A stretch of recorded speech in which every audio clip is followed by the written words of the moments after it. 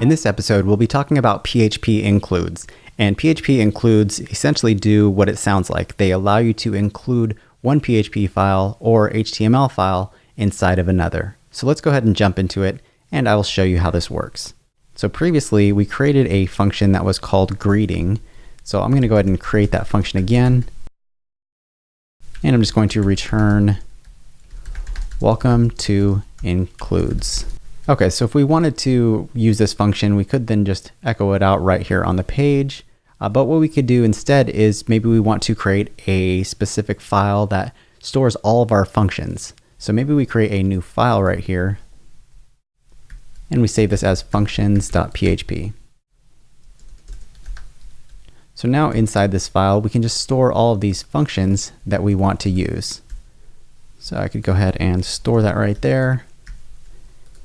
And now if you see here inside of the welcome.php, let's go ahead and just echo out the greeting. And I have not shown this before. We have a shorthand for echo. We could always do $PHP and then echo out, or we could just run $equals, and that is the equivalent to $PHP, and then we echo out something to the screen. So we can run this, and then we can call our greeting function. And now if we save that, and we go back here, and we go to the welcome.php, you can see that we get this welcome to includes message. So what we'd have to do if we wanted to use this function everywhere, we'd have to include it at the top of our page. But instead of doing that, we could actually just include this functions.php inside of every page, and it'll be available for us. So what you can do is you can use a function called include, and then you have a space, and inside of quotes, you include the path to the file that you want to include. So in this case, it's just functions.php. So I can go ahead and use that here, and I can use that there as well. So now we can go back here, and if we reload, you can see that now we have access to that greeting function. So we could also, at the beginning of this file, if we wanted to use sessions inside of every single file of ours, we could always call the session start right here as well. So you can include multiple functions. We might want to create a separate file that's called sessions, and it handles all of our sessions for us. But you can see just how easy it is to include one PHP file inside of another. And let me go ahead and show you one more popular use case for includes. So let's say that we have an actual site here that has a navigation. And this navigation is just going to have a link to our index.php, which is going to be our home page. And then we'll also add one more navigation item, and this will go to our welcome.php. So we'll say welcome there. So if we wanted to include this inside of every single file, we would have to copy and paste this unordered list into every file. So if we reload, you can see that we have home and welcome. And now if we go back to the home page, we have home and welcome.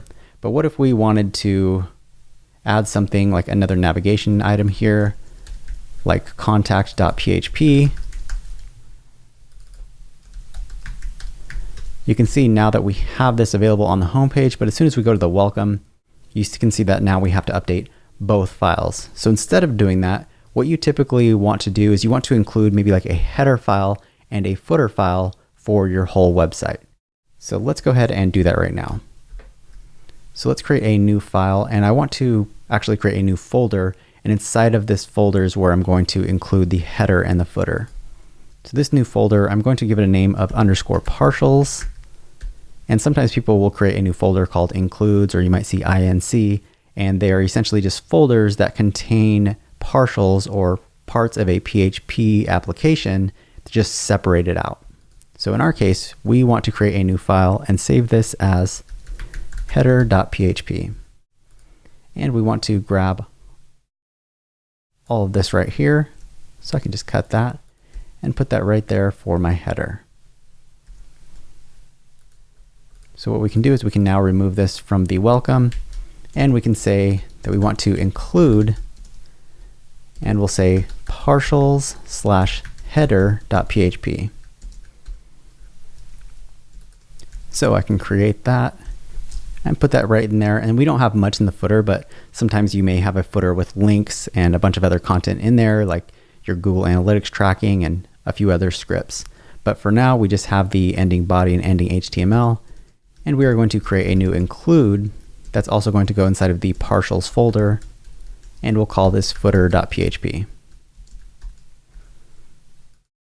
So we'll create that file and put in that ending body and HTML and save this as footer.php. Okay, so now we need to add the footer to our welcome. And let's go ahead and test out our website. So you can see here that we have our home and welcome. So we can go to welcome, we can go back to home. And now if we wanted to make an update to our navigation, all we would need to do is go into our header partial. And one time we could just add a new menu item called contact. And sure enough, we reload and we have that contact link on every single page. So now we could then create a new file and call this contact.php. And what we could do is we could just include our header and our footer. And now I can maybe just print out an H1 and just call that contact page here. Okay, so if I save that, we go back here. Now we can click on the contact page and you can see that we're actually here. We can go back to the home, welcome, and contact. And it looks like I had an extra character right there.